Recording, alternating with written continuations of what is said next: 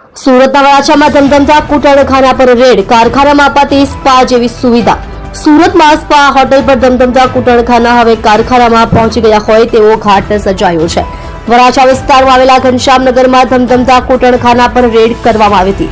વરાછા પોલીસની રેડમાં 4 લલનાઓ, 4 ગ્રાહકો અને 2 એજન્ટ સહિત કુલ 10 મળી આવ્યા હતા। પોલીસે તમામને ઝડપી લઈને કાયદેસરની કાર્યવાહી હાથ ધરી છે।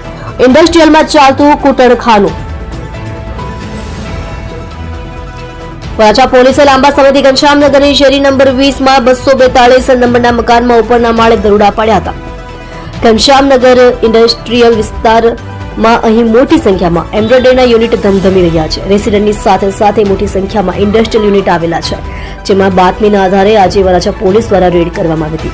સ્પા જેવી વ્યવસ્થા ઊભી કરાઈ હતી। પોલીસે રેડ કરી ત્યારે 5 રૂમો મળી આવ્યા હતા, જેમાં કડંગી હાલતમાં 4 લલનાઓ અને 4 ગ્રાહકો મળી આવ્યા હતા।